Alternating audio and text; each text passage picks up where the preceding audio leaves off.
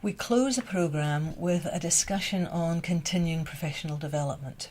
What I want to think about next is what contribution does CPD make to the quality of our work? Continuing professional development has to be seen as a major investment in the quality of work that we do. And if we're managers in this programme, in the cohort taking part in the programme, it's our business to be improving services. So improving services is a major focus. Improving services also includes an element of responsibility for continuing professional development.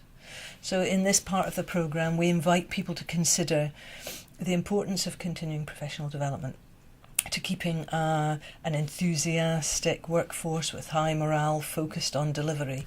So as managers, it's our responsibility to make sure that that's in place. For me, myself, I think when we use our standards framework, how good is our community learning and development in our profession? There's a quality indicator area around workforce development for volunteers and paid staff. I think CPD, through that, shows the contribution to improving quality. And if we want CPD to be seen as a valid part of delivering our kind of work, then that needs to have a stronger place. And we've chosen to include that in this part of the programme because we do feel it's important. The participants will always report back on the variety of CPD undertaken.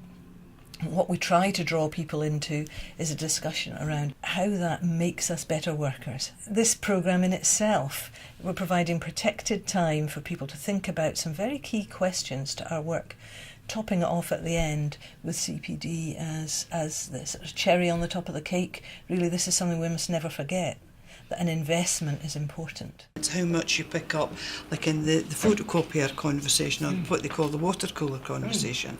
And that's where I think a lot of CLD workers in particular don't recognise that they're picking up a kind of information, or just somebody comes back with something, oh, this is something I've picked up, or whatever. So yeah, I think you're right, a lot of us don't recognise that we are potentially, or are not potentially, but are changing practice.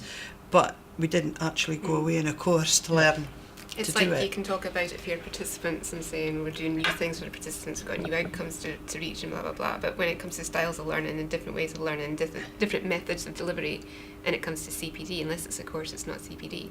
You know, and mentoring and peer support and all that Peer kind of thing. observation, yeah. We're hearing from people that there are a range of programmes available which are pretty homogenous. For managers, given the cohort in the room, for managers, people leave their degree training often without project management skills, the ability to analyse data. In this kind of role, if you're a manager, you need to be part of the Inspector Poirot. You need to be able to take the information, analyse it, and improve services and change things as a result.